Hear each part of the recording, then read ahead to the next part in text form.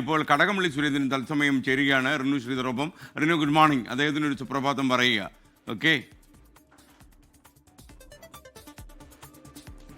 Good morning. S K N ഒരു സുപ്രഭാതം പറയാൻ കൂടി പറഞ്ഞിട്ടുണ്ട്. തെരഞ്ഞെടുപ്പ് അവസാനിച്ചു, തിരക്കുകളൊക്കെ കഴിഞ്ഞു. ഇനിയിപ്പോൾ എന്താണ് പ്ലാൻ? അല്ല, സാധാരണഗതിയിലുള്ള പ്രവർത്തനങ്ങളുണ്ടല്ലോ. MLA എന്നുള്ള നിലയിൽ അല്ലെങ്കിൽ പോലും നമ്മുടെ പ്രദേശത്തിൻ്റെ പ്രശ്നങ്ങളുണ്ട്. കുടിവെള്ളത്തിൻ്റേതായിട്ടുള്ള ഒരു കമ്മീഷൻ ചെയ്യേണ്ടതായിട്ടുള്ള കാര്യമുണ്ട്. അപ്പോൾ അതിൻ്റെ മീറ്റിങ്ങുകൾ വിളിപ്പിക്കണം. പിന്നെ ഇന്ന് രാവിലെ ചില കല്യാണ വീടുകളിലും അതുപോലെ തന്നെ ചില മരണ വീടുകളിലൊക്കെ പോകണം. അതായത് എന്നത്തെ പോലെ തന്നെ ഇന്നും ഈ പ്രധാനപ്പെട്ട ഒരു ഡീൽ നടക്കുന്നു എന്ന് പറഞ്ഞ് ആരോപിച്ച ഒരു മണ്ഡലം കൂടിയാണ് കഴക്കൂട്ടം. ഈ തെരഞ്ഞെടുപ്പിൽ വോട്ടുകളെല്ലാം പെട്ടിയിലാക്കി കഴിഞ്ഞു. അത്തരം ഡീൽ ഉണ്ട് എന്ന് ഇപ്പോൾ തോന്നുന്നുണ്ടോ? ഞാൻ പറഞ്ഞല്ലോ, നമുക്ക് ഇലക്ഷൻ്റെ റിസൾട്ട് അറിയുമ്പോഴേ എന്തെങ്കിലും ഡീൽ നടന്നിട്ടുണ്ടോ ഇല്ലോ എന്നുള്ളത് അറിയാൻ വേണ്ടി പറ്റുള്ളൂ. ഡീലിനെ സംബന്ധിച്ചിടത്തോളം ഞാൻ അന്നും ഇന്നും പറയുന്നൊരു കാര്യമുണ്ട്. എനിക്ക് ആ മണ്ഡലത്തിലെ ജനങ്ങളുമായിട്ടാണ് എൻ്റെ ഡീൽ എന്ന് പറയുന്നത്. സാമാന്യം മെച്ചപ്പെട്ട വിജയം കരസ്ഥമാക്കാനായിട്ട് സാധിക്കുമെന്ന് തന്നെയാണ് ഇപ്പോഴും എൻ്റെ വിശ്വാസം.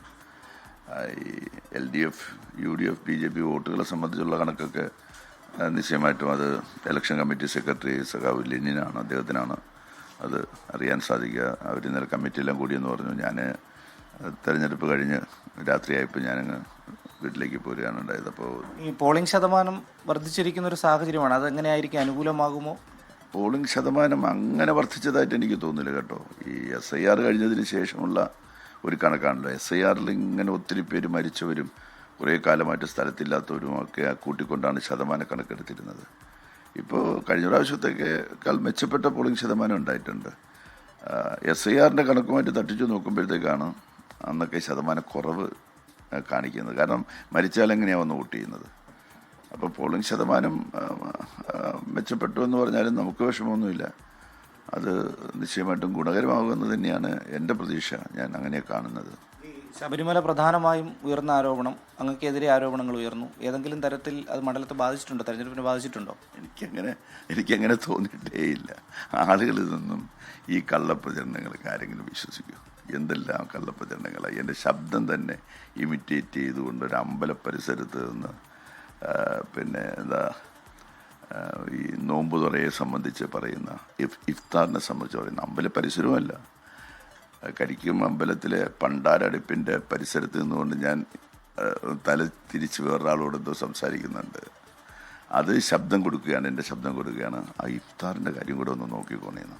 അപ്പം അത്രയ്ക്കും നെറികെട്ട തരത്തിലുള്ള പ്രചാരണമായിരുന്നല്ലോ. അതായത് വ്യാജ പ്രചാരണങ്ങളൊക്കെ ഉണ്ടായിട്ടുണ്ട്. വ്യാജ പ്രചരണങ്ങളേ ഉണ്ടായിട്ടുള്ളൂ. വേറെ സത്യസന്ധമായിട്ടുള്ള പ്രചരണങ്ങളാണെങ്കിൽ അവിടുത്തെ വികസനത്തെക്കുറിച്ച് അവർ ചർച്ച ചെയ്യണമായിരുന്നു, അല്ലെന്നുണ്ടെങ്കിൽ രാഷ്ട്രീയം ചർച്ച ചെയ്യണമായിരുന്നു. അതൊന്നും അവർ ചർച്ച ചെയ്തില്ല. വ്യാജ വാർത്തകൾ സൃഷ്ടിക്കുക, വ്യാജ പ്രചരണം നടത്തുക, അതിലൂടെ വോട്ട് സമ്പാദിക്കാമെന്നാണ് അവർ കരുതിയത്. 4-ാം തീയതി ആകുമ്പോഴത്തേക്ക് അവർക്ക് മനസ്സിലാവും.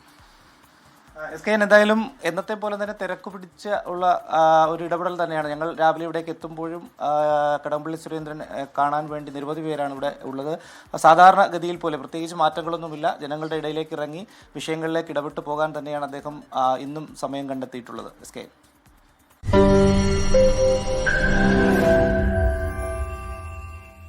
ലോകത്തെവിടെയായാലും ഏത് സമയത്തും 24 വാർത്തകളും ഓഗ്മെന്റഡ് റിയാലിറ്റി പാക്കേജുകളും എക്സ്പ്ലെയിനറുകളും വിശദമായി കാണാൻ ഞങ്ങളുടെ YouTube ചാനൽ നിങ്ങൾക്ക് സബ്സ്ക്രൈബ് ചെയ്യാം.